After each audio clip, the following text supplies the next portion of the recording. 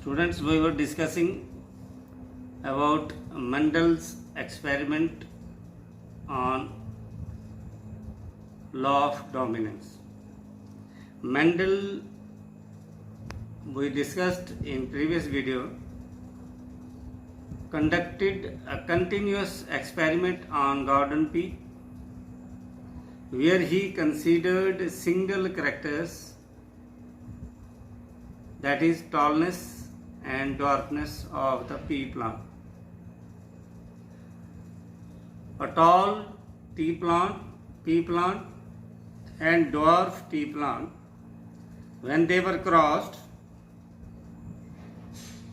the progeny produced were all tall. Mendel ने एक लंबे कद का पौधा लिया जिसमें डोमिनेंट कैरेक्टर जो है एलील्स उसने टॉलनेस रखी, और एक छोटा पौधा लिया जिसमें उसने एलील जो है स्मॉल रखी।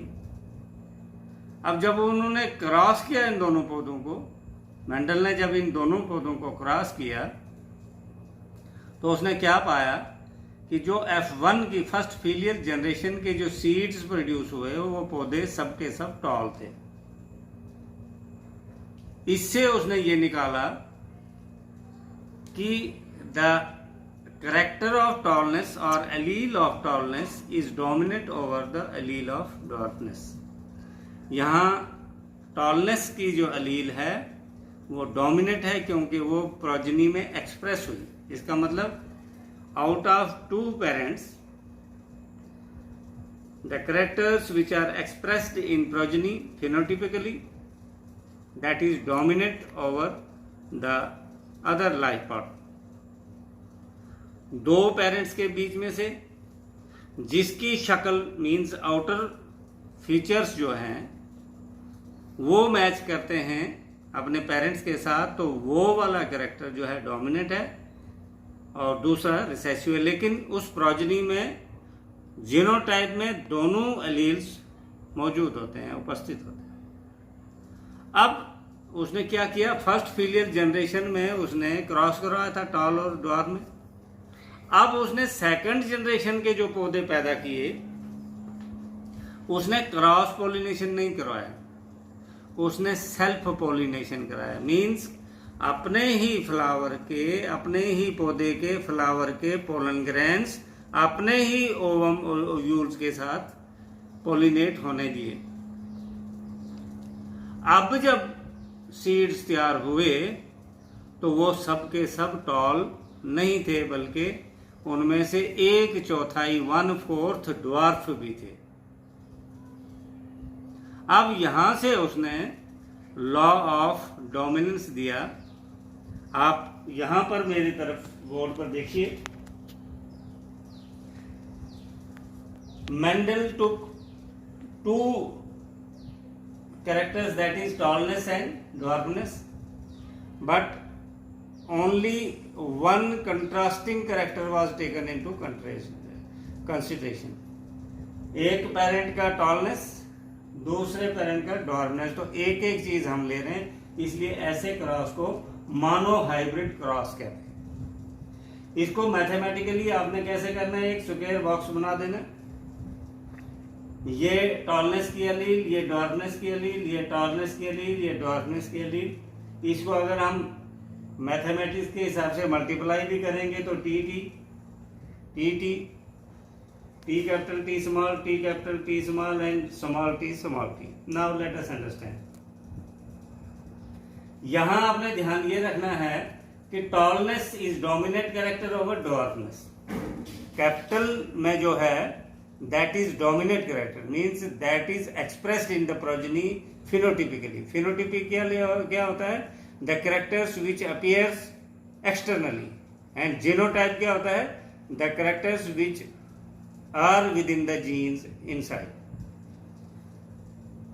जैसा उसने फर्स्ट फीलियर जनरेशन में देखा था कि सब के सब प्लांट टॉल थे, रीजन क्या थी, यहां देखिए टॉलनेस डोमिनेट है, यहाँ टॉलनेस डोमिनेट है, यहाँ टॉलनेस डोमिनेट है, तो ऑलमोस्ट 4 में से फिनोटाइप के हिसाब से 3 टॉल होंगे और 1 ड्वार्फ होगा, एक छोटे साइज का पौधा होगा और 3। लेकिन जीनोटाइप अगर इनके जीन्स देखेंगे तो देख लीजिए, ये प्योर टॉल है और ये प्योर ड्वार्फ है, प्योर टॉल प्योर ड्वार्फ, और ये हाइब्रिड है मिक्स्ड, इसलिए जीनोटाइप बनेगा 1:2:1। जीनोटाइप की रेशियो बनी 1:2:1 और फिनोटिपिक रेशियो बनी 3:1। दिस इज मानो हाइब्रिड क्रॉस, क्योंकि Mendel took into consideration only 1 character from each parent. Tallness का एक से लिया, ड्वार्फनेस का दूसरे से लिया, इसलिए इसको मानो हाइब्रिड क्रॉस कहा गया। मानो मीन्स 1। इसी के दाएं तरफ जब हम जाएंगे, अब उसने इंस्टेड ऑफ एक कैरेक्टर, एक पेरेंट के एक एलील के बजाय उसने 2 एलील्स ली। जैसे कोई सीड है, वो राउंड है, गोल है बीज, और साथ में कलर भी ले लिया, येलो कलर का, 2 चीजें ले रहा है। यहां एक ही लिया था टॉल का, यहां एक पेरेंट के सीड लिए जो राउंड थे और येलो थे, और ये ध्यान रहे कि राउंड और येलो डोमिनेट कैरेक्टर है। ये कैपिटल में हम दिखाएंगे। फर्ज करो हम राउंड को कैपिटल आर से दिखाते हैं तो येलो को कैपिटल वाई से दिखाएंगे। सिमिलरली रिंकल्ड को, रिंकल्ड क्या हो गया, अगर मटर का पौधा भी देखेंगे आप तो एक फिसा हुआ होता है जो पूरा राउंड नहीं होता है, that is not complete round, तो झुर्रियां जैसे उसको होती है, रिंकल्ड। एंड ग्रीन, अब 2 चीजें ली। Let us suppose that round and yellow is expressed by RR YY, all are capital, and wrinkle is expressed by small rr and green by small yy। अब यहां से हम अलील्स दिखाते हैं। देखिए RY एक कंसीडर करना है। अब ये इंडिपेंडेंट है, किसी के साथ भी मिल सकते हैं। R small y, small r small y, small r capital Y, यही सेम यहां से भी लिखते हैं।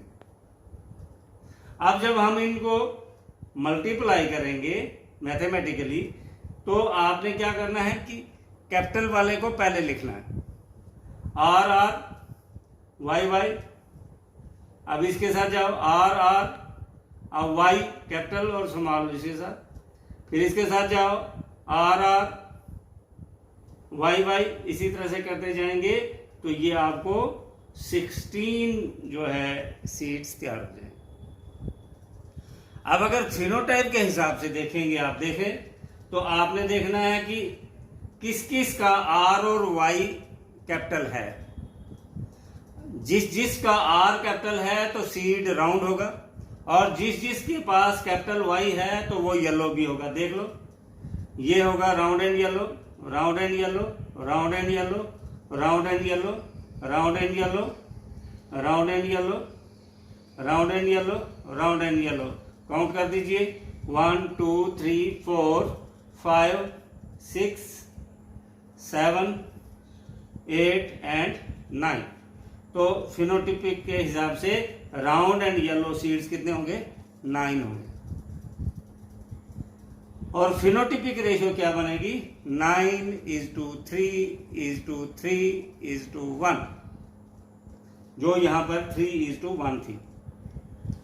Now why it is first of all called as dihybrid cross, because 2 characters are taken into consideration. 2 alleles of one parent and 2 alleles of another parent. When they are crossed, they form a dihybrid cross. Similarly, when one is considered, that is monohybrid cross. This was about monohybrid cross and dihybrid cross. Let us discuss a little more concept. एक छोटा सा concept और study करते हैं। एक आदमी है, उसका ब्लड ग्रुप जो है ए था, उसकी शादी एक लेडी से हो जाती है, उसका ब्लड ग्रुप ओ था। उनकी जो बेटी पैदा हुई उसका ब्लड ग्रुप ओ था।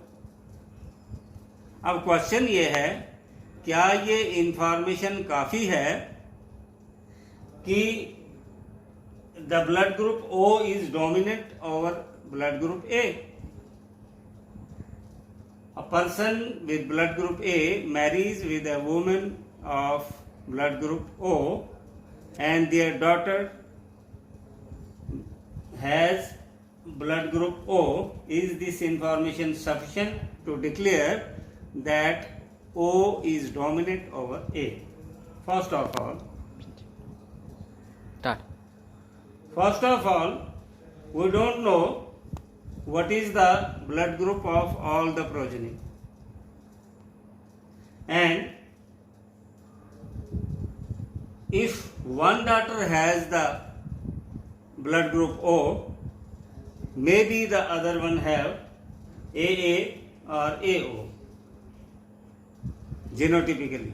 So this information is not sufficient to declare that blood group O is dominant over